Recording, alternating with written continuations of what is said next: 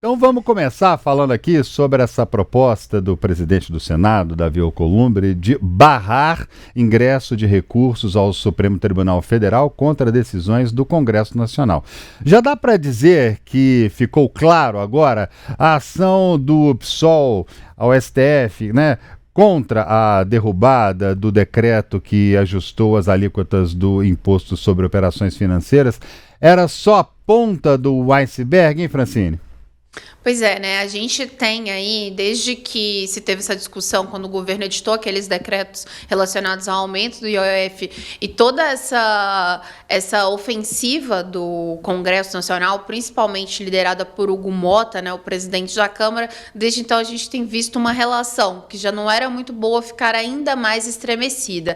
Mas o que tem acontecido muito no Congresso Nacional, e isso já era uma queixa, inclusive, dos outros presidentes da Câmara e do Senado, mas principalmente ali do ex-presidente Arthur Lira, é justamente uma judicialização para várias decisões que a Câmara toma, né? Hoje, os partidos eles podem acionar o STF para contestar ações, seja do governo federal ou seja do próprio Congresso Nacional, a qualquer momento.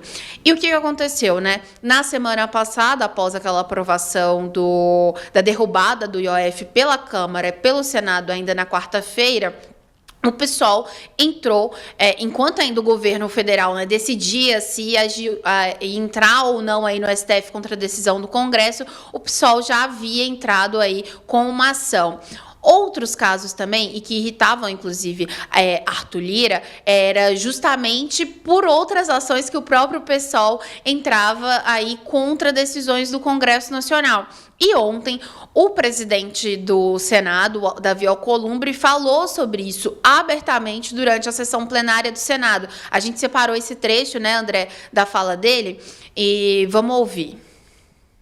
Hoje está muito aberto isso. Todo mundo pode acessar e questionar qualquer coisa, entrar com uma DIN em relação a uma legislação votada pelo Parlamento brasileiro. Eu entendo que nós temos que tomar uma providência em relação a isso.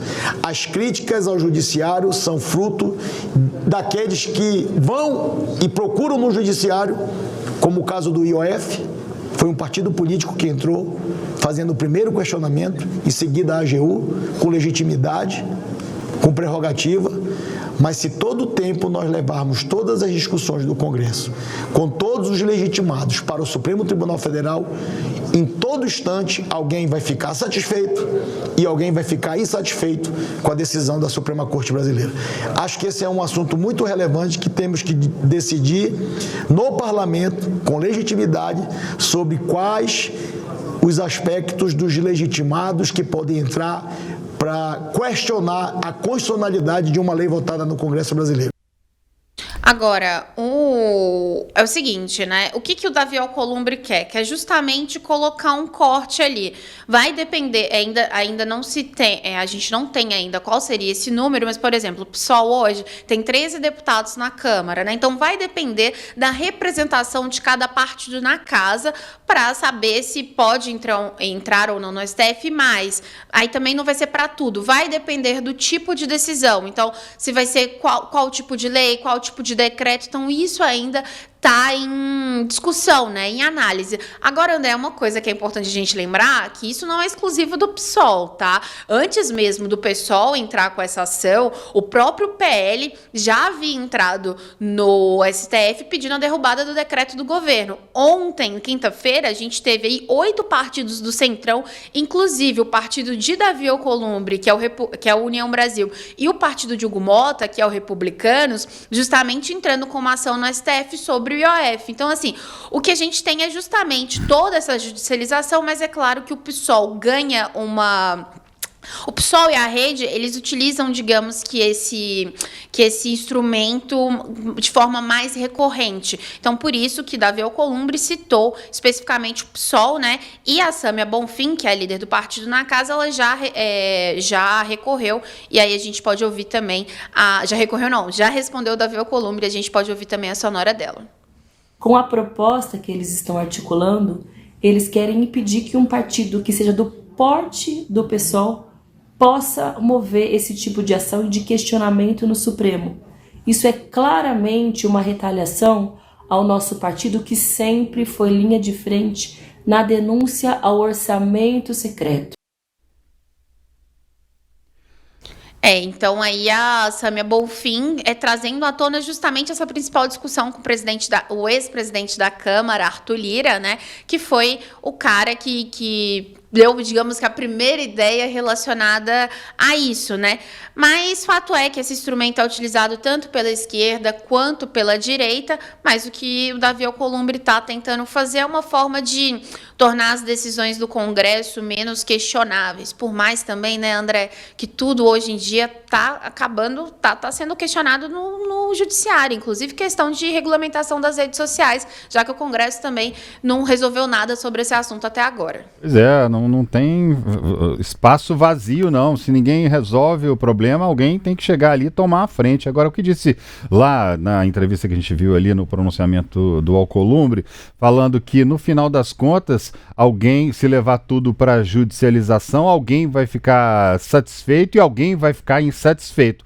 É o mais absoluto natural que aconteça em caso de justiça. Afinal de contas, nem todo mundo vai sair rindo de uma disputa judicial. Alguém ali, naturalmente, vai entrar com um recurso, o outro vai entrar com outro recurso, alguém vai sair ganhando. Então, nem todo mundo vai ficar feliz. Justiça é assim mesmo, né, Francine?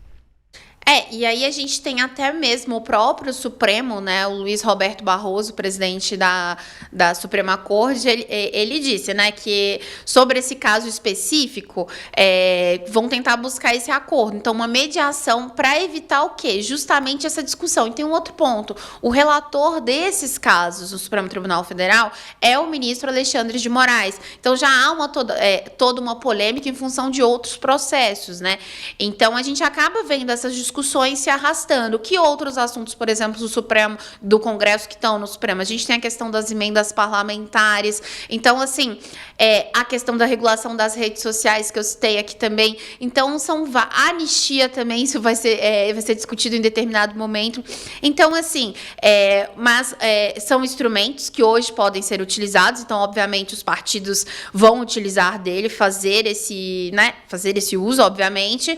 O próprio governo também estuda quando vai ou não acionar o Supremo, mas por diversas vezes também acaba acionando, e o Supremo acaba ficando, digamos, que com essa última palavra, como você disse, vai ter um descontentamento, seja de um lado, seja de outro, né? É isso aí. E o Arthur Lira, né, que é o deputado federal pelo estado de Alagoas, falou sobre o assunto e disse o seguinte, abre aspas, tem um print aí do que ele disse: a judicialização da política acontece pela própria política. Isso que a gente tem que cuidar, fazer o dever de casa dentro do legislativo, fecha aspas. Agora, ao que tudo indica, essa judicialização tem sido um caminho perigoso, aparentemente sem volta, como a gente estava falando aqui, né, Francine? Será que ainda vai dar para equilibrar essa balança? Porque, pelo jeito, ao que tudo indica, tá virando briga cada vez mais, tudo judicializado, e o consenso está parecendo cada vez mais distante, o que dá para dizer, infelizmente, né? Então, e até surpreende um pouco essa fala do Arthur Lira, porque é aquilo, né? Vamos lembrar também o histórico de Arthur Lira à frente da presidência da Câmara dos Deputados, relacionado, por exemplo, à questão das redes sociais. Arthur Lira teve 4 anos para pautar um projeto que tratasse da regulamentação das redes sociais, colocou isso em banho-maria. Chegou assim, vamos criar uma comissão para tratar sobre o período da fake news. Nada foi feito. E, no fim, o que a gente teve nesse mês, no último mês, em junho, foi justamente o STF decidindo sobre a responsabilização, não a regulamentação, mas a responsabilização das redes, das plataformas, né, sobre esses conteúdos ofensivos, fake news. E aí o Congresso também já reagiu. Então, sempre fica nisso. Então, diante de um vácuo, obviamente, o STF agiu, foi chamado para agir neste caso, e aí tratou sobre isso. Só que isso acontece também em outras pautas. Claro que há pautas que o próprio Congresso reclama, porque o Judiciário toma a frente, mas também acontece muito isso, de não se ter nenhuma resposta da Câmara em um tempo hábil, e isso ir parar aí no colo do Supremo Tribunal Federal. E esses atores, assim, que acabam sendo sorteados ou tratando desses casos, né, André, acontece que também que são pessoas que por si só já são polêmicas por outras questões, né? Então, o Moraes, ele trata sobre todos os casos relacionados a redes sociais e também sobre os casos relacionados aí à trama golpista. Então, obviamente, há também esse antagonismo com a oposição, né? Então, esse pé atrás da oposição, sempre de ter mais críticas ao Supremo. Então, a gente acaba que hoje a gente está num papel, hoje a gente vive em um cenário em que a gente sempre vai ver essas crises institucionais, porque sempre há um falando que tem um outro poder, metendo o dedo no outro poder. Então, seja executivo, legislativo ou judiciário. Então, é um cenário que não deve mudar aí, pelo menos não no futuro próximo. Aí o que a gente vai ver é continuar que falam que tem que manter a harmonia entre os poderes, mas já que a gente vê muito mais no discurso do que na prática, porque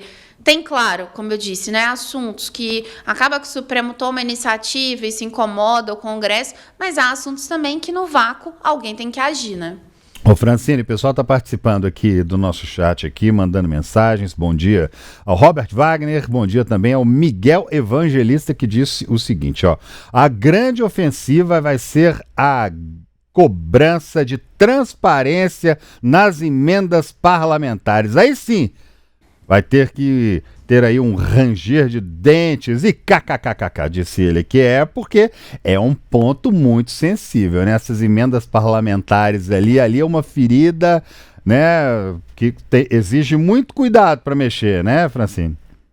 E o Flávio Dino, eu tô até aproveitando um comentário do Miguel, né? O Flávio Dino, ontem, durante a participação nesse fórum de Lisboa, que é organizado pelo Gilmar Mendes, o ministro do Supremo, esse evento é chamado até de Gilmar Palusa, né? Porque todas as autoridades saem daqui de Brasília para ir até Lisboa participar disso. O Dino, inclusive, disse ontem que ele falou o seguinte, ó: crises permanentes de governabilidade são uma tendência. Então, assim, é justamente o que a gente estava falando. Então, há essa compreensão e entendimento dos próprios ministros do Supremo em relação a isso. E tem esse outro julgamento aí relacionado às emendas parlamentares, que o Dino também falou que vai ser... Ele comparou, né, esse julgamento com o apocalipse. Ele falou o seguinte, ó: eu sou cristão e, portanto, acredito que em algum momento haverá um apocalipse, mas não marquei ainda a data, porque não sei em qual dia vamos julgar a tal impositividade das emendas no Supremo.